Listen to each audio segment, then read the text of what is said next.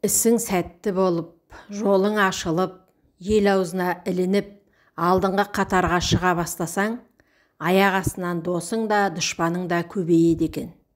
Пендешілік-ай. Бауыржан Момышұлы. Бұл жалғаннан кетпей тынбайтын өзекті жанның мына өмірден ұтар олжасы не? Ол тіріңде көз нұрың, көңіл қуанышың болатын, өлгенде аруағыңда разылап, құран бағыштайтын, түтініңді түзу шығаратын ұрпағың ғана. Атақ марапатты қаулымен тағайындайды, ал абырой қаулы қарармен берілмейді. Шынайы еңбек сіңген атақ абырой ел жұрттың ықылас құрметімен келеді. Алла абырой нәсіп етсін деңіз. Тасты жарып шынар да өсет, тасқа жабысып қына да өсет. Қазір шынарлар азайып, жабысқа қыналар қаптаған заман.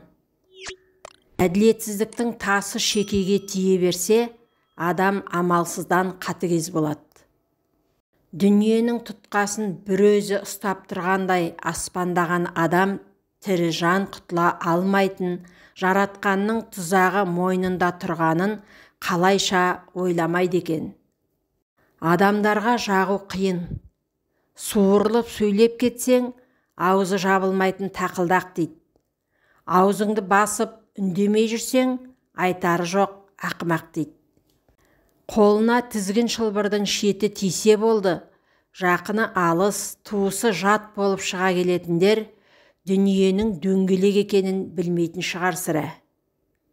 Қорқытып, ұрсып, зекіп айтқан ақыл бойға дарып, санаға сіңбейді.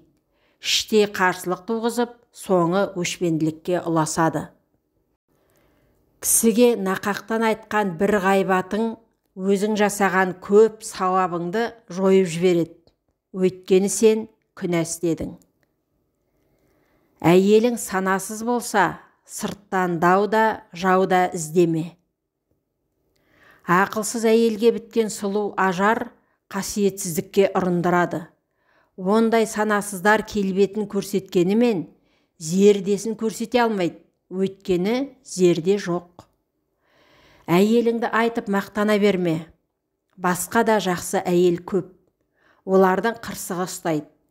Ал еркектер сенің керемет деген әйеліңді көргісі келіп тұрады. Пейілі тар, күншіл адам байыса да тоймай, жарымай жүреді. Өйткені оның ындыны аш.